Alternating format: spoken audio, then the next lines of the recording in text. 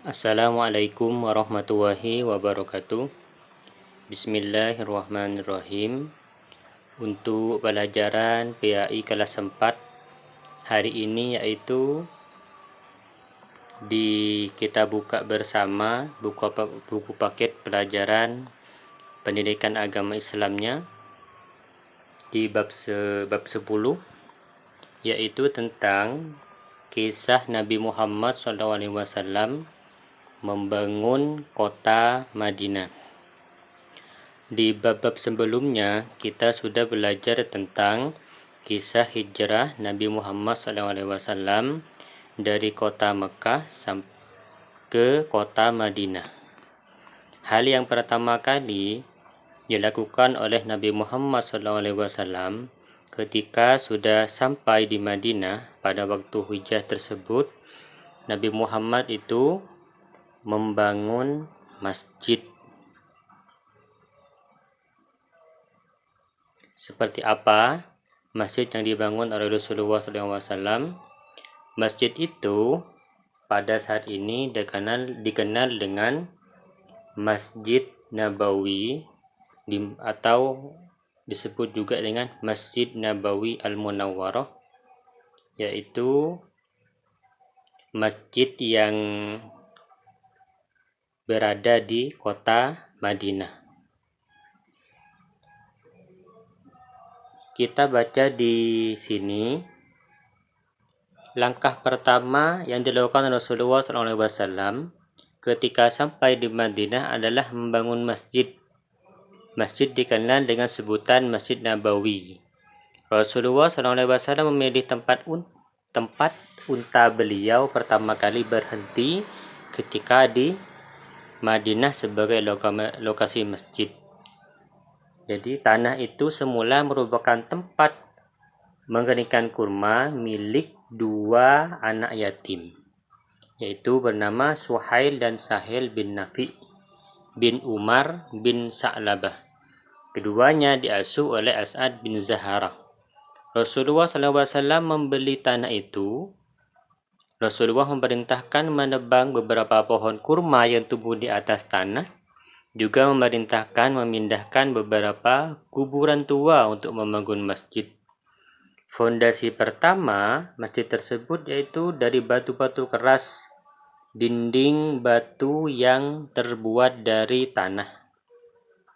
Tiang-tiangnya terdiri dari beberapa batang kurma, atapnya dari daun-daun kurma. Tidak seperti yang sekarang, masjid dahulu pada zaman Rasulullah itu.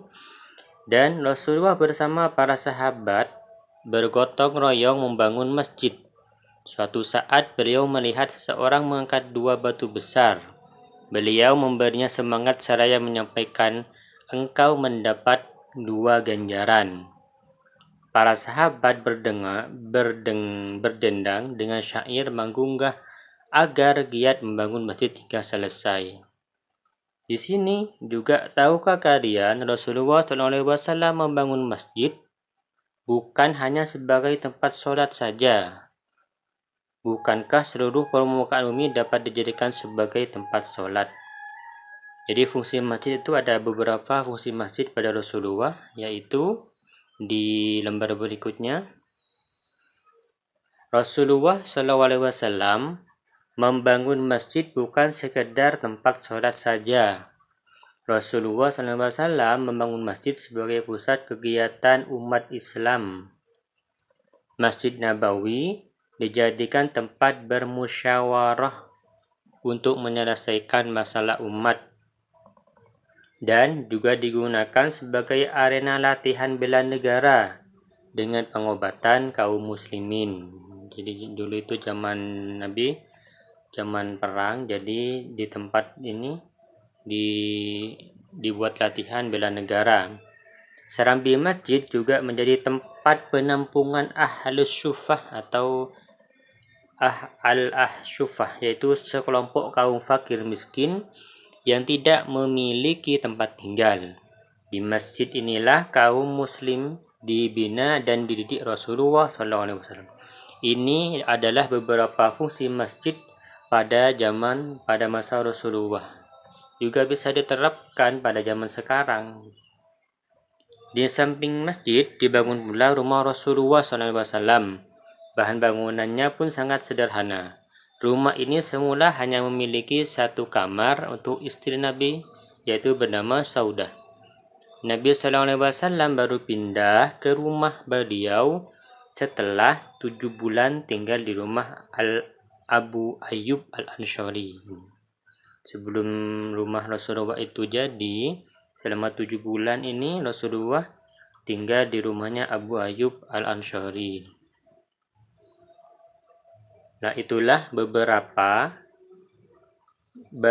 ciri-ciri bangunan masjid pada Rasulullah dan fungsi masjid pada zaman Rasulullah. Untuk berikutnya,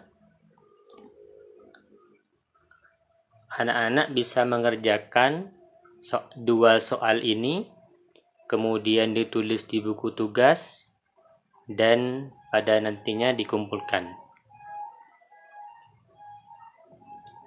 1 dan 2. Anak-anak bisa menjawabnya sesuai dengan ada di lingkungan sekitar rumah kalian semua, masjid yang ada di sekitar rumah kalian semua, bisa dijawab di sini. Itulah materi hari ini. Semoga materi yang Pak Guru sampaikan dapat dimengerti dan dipahami. Selamat mengerjakan tugas. Assalamualaikum warahmatullahi wabarakatuh.